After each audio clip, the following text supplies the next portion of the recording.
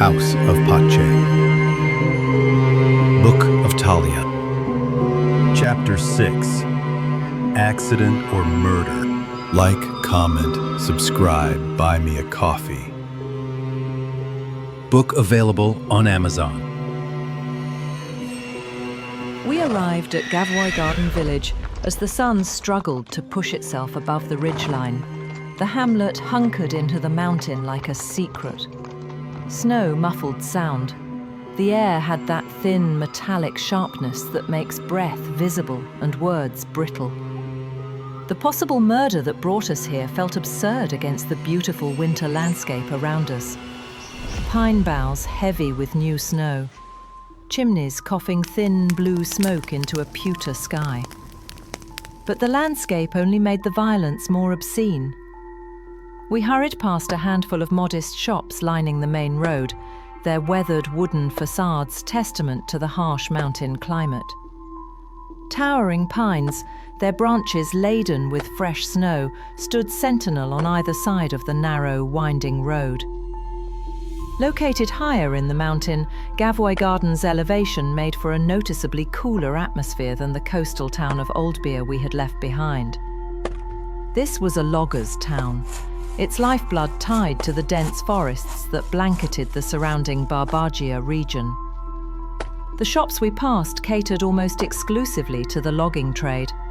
Weathered repair shops for wagons and heavy equipment, their yards cluttered with spare parts and tools of the timber industry.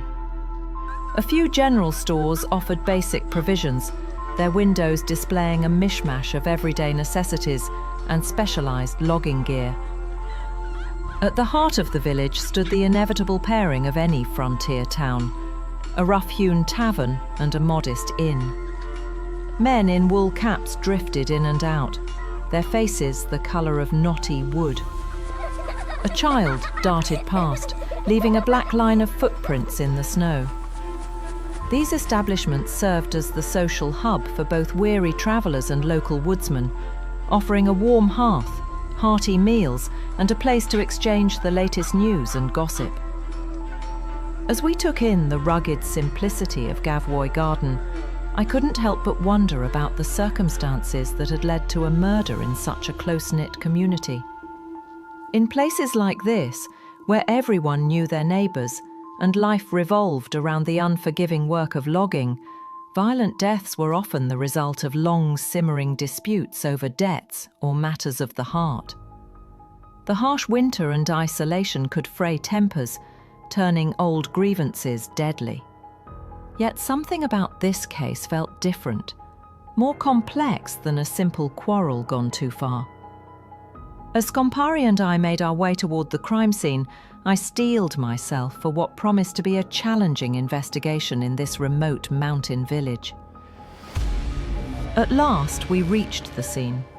The gravity of it settled over us like the heavy blanket of snow on the pines.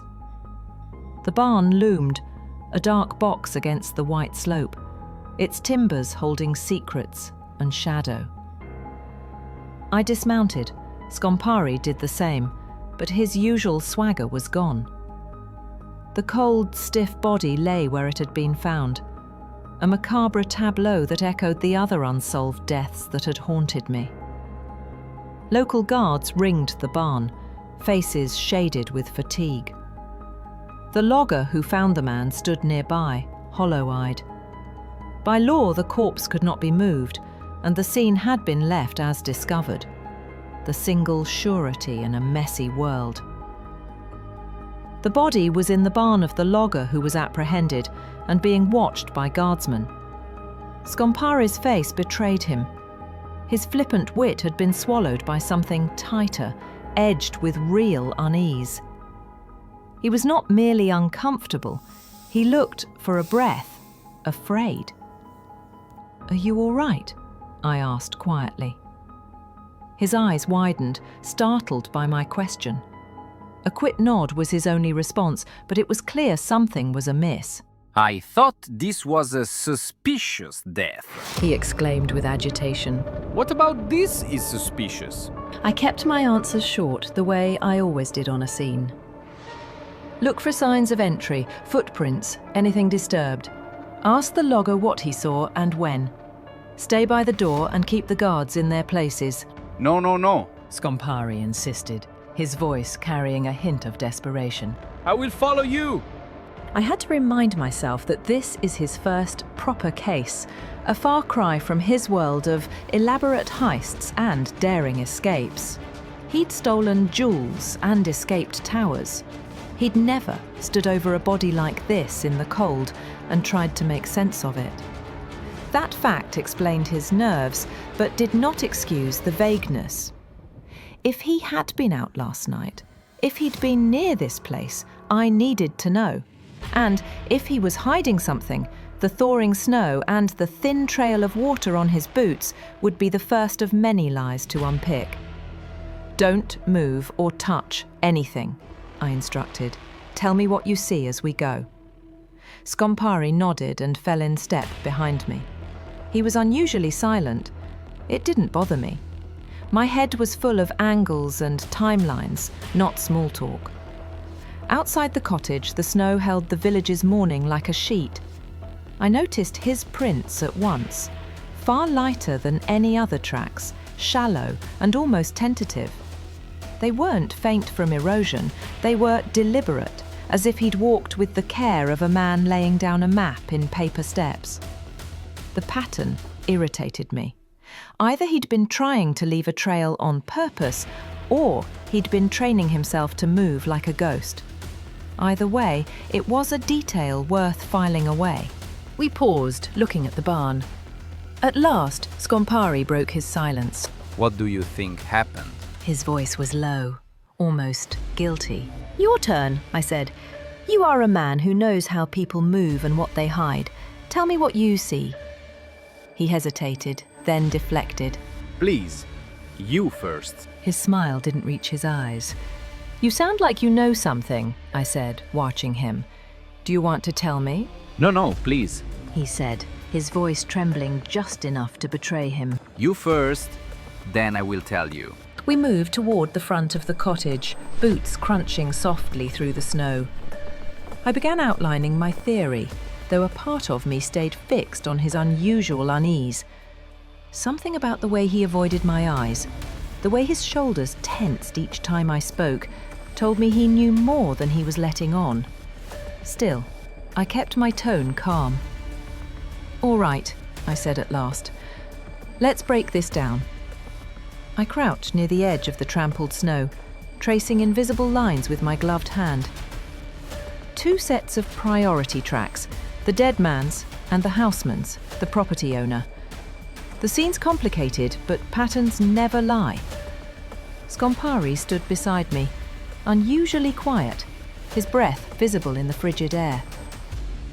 The dead man was found bound to the haystacks, wrists, ankles, chest, even the head. Multiple lacerations and stab wounds, but the fatal strike was to the heart. Classic overkill. Rage, maybe vengeance. Scompari flinched, just slightly, like the image struck closer than he wanted me to notice. I continued, pacing as I spoke. The houseman's footprints are heavy around the barn's exterior, but curiously absent inside. If he's the killer, he's clever. Or lucky. I gestured toward the faint drag marks leading from the cottage. A body was moved, dragged more precisely, from the cottage to the hay. But here's where it gets interesting. Before the assault, the dead man's own tracks show he was circling the property. He stopped beneath a window, lingered there, then made his way back to the front door. Scompari's eyes narrowed, tension stiffening his shoulders. From that point, I went on, it appears the houseman and dead man walked together toward the barn. Then the pattern changes. The houseman's stride shortens suddenly. Either he was struck down, or something made him fall. After that, the dead man's tracks double back toward the house, only to end at the doorway, from which the drag marks begin again. A quiet settled between us. The kind that made you aware of every shifting breeze, every distant creak of the trees. Scompari's voice came low, almost reverent. Chi ha ucciso l'uomo? He asked, accent thick with unease. Who killed the man? I paused, weighing the tracks. In this weather, prints should be as clear as carved lines. Instead, something was wrong. I could see only the traces of the dead man being dragged to the barn. A long, ragged scrape in the snow, but no clear footprints to show who had done it. The light snow and damp earth here usually preserved impressions like pressed coins. Tonight, there were blanks where there should have been answers. Inside the cottage, a few objects lay scattered on the floor. A chair overturned, a basin cracked. Signs of a struggle that fit what we'd found outside. A dozen small theories spun through my head, but the simple logic held best. The houseman was the primary suspect. Yet the absence of his prints near the final spots made that conclusion anything but certain. The houseman is my primary suspect, I said at last, but it's not clean. There are inconsistencies. Scompari's reaction was immediate and sharp. His face tightened. He crossed his arms as if to hold himself together. Is it possible He asked, voice thin. that an outsider did this? A third person was involved? His suggestion tugged at a nerve. Why edge toward an outsider? Had he seen something I missed? It's possible, I allowed, but unlikely.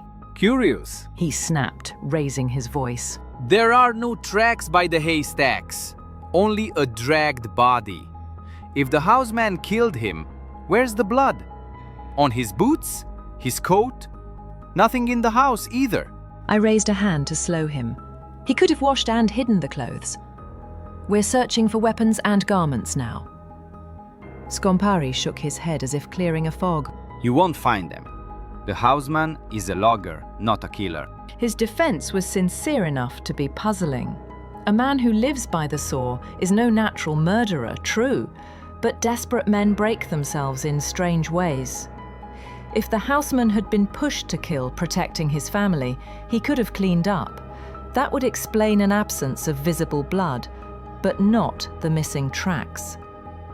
I watched Scompari, the taut line of his jaw, the way his eyes flicked repeatedly to the barn's loft, then to the tree line. He was hiding something, or he was seeing something I could not. Either way, he'd joined this case with more knowledge than he'd admitted, and I meant to make him show it. Scompari, I said slowly, fixing him with a steady gaze. What aren't you telling me? You seem unusually invested in this case. He met my eyes for a heartbeat, then looked away. Guilt softened his features. It's nothing, cara mia. Just a feeling. I did not buy feelings. In this game we were playing, he'd just shown his hand, intentionally or not. Tell me what happened, I demanded. He hesitated, bravado drained into something far more careful. When he spoke, his accent smoothed, but his words came clipped, as if he were choosing them for weight. The dead man watched this family. He said. He watched the house, the wife. I think he followed them from Nuoro, kept to the shadows. He made himself known in small ways to draw the houseman out to the stalls. Not to kill, no, only to make him leave, to be gone for a bit. Scompari's fingers twisted at the hem of his coat. While the houseman was away, the dead man came to the cottage for the wife. Then He swallowed. Someone else came. A man entered the home, dragged the dead man out to the hay, bound him, cut him to make him speak. And finally, He mimed the final strike with a pale hand. a dagger through the heart. He was talking fast now, the story tumbling out as if spilling water from a cup. When we asked the family, He added, voice low. they will say the dead man vanished during the commotion. They will be afraid. Their story will be wrecked. I listened, piecing his fragments together. His account shifted the blame from the houseman to an outsider, a man who arrived after the initial provocation and finished the job. It explained the lack of footprints around the haystacks, the suddenness of the final act. But it raised its own questions. Who was this other man? You saw none of this yourself, I said. You're guessing from pattern and rumour, No, Scompari admitted. I did not see the killing. But I know how men set traps. I have watched them do it. This was not the work of a simple fight. Where are the traces of this other man? I asked, scepticism flat in my voice. Scompari's gaze slipped away, distance opening around him. He muttered more to himself than to me. Come fa? How does he do it? Scompari! I snapped my fingers in his face, sharp enough to bring his focus back. He blurted, the words tumbling out, frantic and small. I don't know how he does it. I caught his arm, my grip hard. Have you seen this man? He looked at me then, eyes blown wide with a terror that hadn't been there before. Yes. He whispered. A cold knot tightened in my stomach. Why hadn't he said so earlier? Fear, plain and simple. And whatever frightened him enough to keep silent worried me more than any confession. You should have told me, I said, voice low. I want everything you know. Names, times, smells, anything and everything.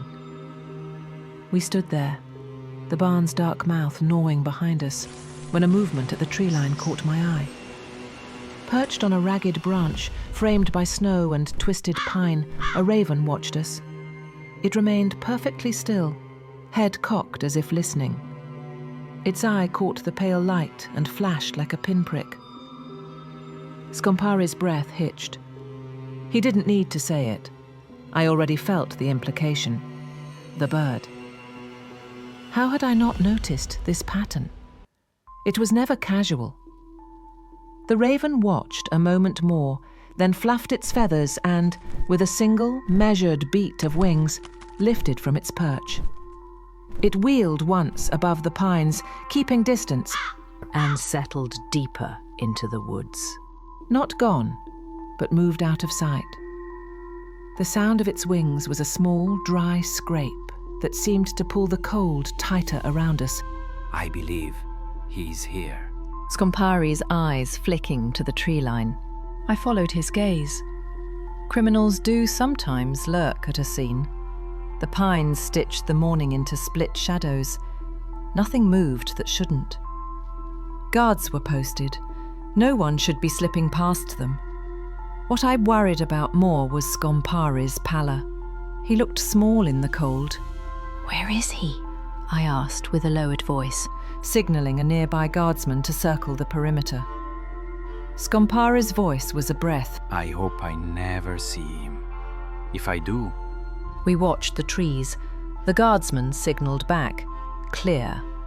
Still, the air felt wrong, as if the forest itself were holding its breath. You won't find him. Scompari said after a long pause, the old swagger threading back through his voice like a brittle song. He will come to you. But I can help make that happen. My reply was ice. When we get back to Oldbeer, you will tell me everything. I pointed for emphasis, then moved into the cottage to interview the family. Inside, the adults' answers were fogged with fear. The wife's hands trembled as she tried to recall details. The father spoke in halting phrases. Their memories came in fragments, scattered, blunt.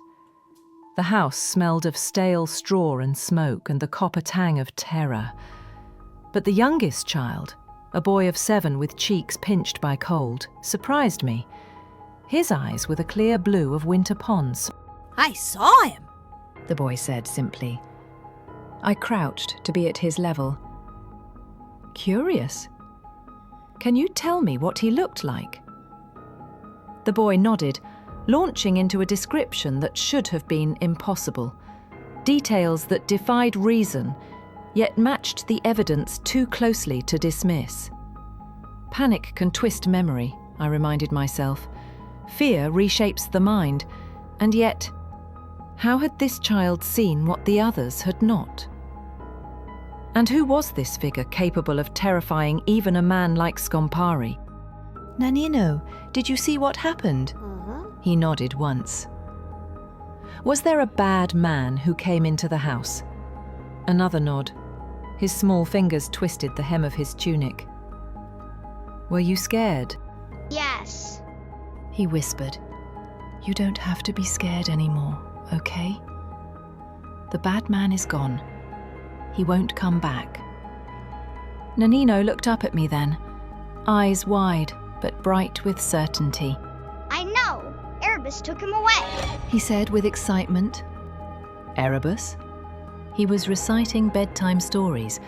That's all this was, I told myself. "You saw the man who took the bad man away?" Nanino nodded. "What did he look like?" Sometimes his clothes were black, pants, a jacket, and he wore a hood. "Sometimes?" I pressed gently. "Why sometimes?" Because sometimes his clothes changed to black. I don't know. What other colour did his clothes change to? He would disappear sometimes, so when I see him, his clothes were black. Was he a tall man, short? About as tall as that man, Pointing to Scompari, who stood outside the door. but wide. Nanino used his arms to show me how wide. "Did you see his face? What did he look like?" He did not have a face. "How do you mean? Did the hood cover his face?" A little, but no face. "Why do you think you saw the man, and your mother and brothers could not?" Because he grabbed me and put me under the table. He said to not be scared. "Can you show me what he did after he put you under the table?" Nanino stands up, walks by the table, then says with excitement, like he saw a play of his favourite hero, He standed up after saying he was going to help and moved like this. Nanino makes kids sounds, moving his hands fast, demonstrating the speed of the man. After his role play, he continues telling his story. Then he hit him, and the bad man fell down. And Erebus grabbed the bad man before he fell by his coat and dragged him out the door really, really fast. It was almost endearing watching Nanino's excitement build as he replayed the event, his small hands cutting through the air, his voice rising with each remembered detail. Yet beneath the boy's eagerness was something else, something that clung to the edges of the room like a shadow. As I examined the scene more closely, my attention caught on a small tuft of dark hair snagged on the underside of the wooden table. I crouched, brushing my fingers near it. The fibres were fine, child's hair. Perhaps Nanino truly had been hidden there, or perhaps he'd crawled beneath it in terror, clutching at the floorboards while chaos unfolded around him. I stepped outside, the air sharp and still. Scompari stood by the door, his posture stiff, his hands buried deep in his coat pockets. The moment he saw me, his gaze flicked toward the tree line, as if he expected something, or someone, to emerge from it. "Any other thoughts?" I asked, keeping my tone neutral. His reply was clipped. No. I'm ready to leave if you are. His voice was low, but the tremor beneath it betrayed him. I studied him for a moment. Scompari rarely showed nerves, but now his eyes darted between the shadows of the woods like a man expecting judgment. I gave a curt nod and turned to the guards. "Send for me immediately if anything new comes to light," I said, my voice carrying across the yard. "And keep searching for that dagger. It's crucial evidence." Despite my own confident words, a hollow certainty gnawed at me. The dagger, like so many threads in this case, would remain out of reach. I wanted that weapon, needed it. The similarities to the other unsolved murders were too precise to dismiss as coincidence. If this lead vanished as well, It would join the growing list of the dead without answers, and that, more than anything, I could not abide. Still, a quiet thought whispered from somewhere deeper. If Scompari's theory held even a sliver of truth, then perhaps a far greater evil had been stopped tonight. Maybe that was justice enough. For now. We lingered a while longer, combing the ground for tracks or signs of passage. The soil gave us nothing. Even Scompari, whose eyes could catch the faintest imprint in the dust, found no new clue. The silence between us grew heavy, thick with things neither of us wanted to name. As the sun dipped low, the forest seemed to exhale. The horizon burned with streaks of copper and violet, the last light threading through the pines like molten glass. I turned my horse toward the road, the weight of the day pressing against my ribs. "Come, Scompari," I said, mounting my horse. "We have much to discuss on our journey back." He nodded, a mix of relief and apprehension crossing his features as he climbed onto his own mount. As we set off, leaving the quiet logging village behind, I found myself wondering just what secrets Scompari was holding back, and how they might change everything I thought I knew about these murders. Next, Chapter 7, Scompari's Secret. Buy me a coffee. Support me and the channel to create more content. Go to the link in the description. Book available on Amazon. Like, comment, subscribe. House of Pace. Book of Tahlia.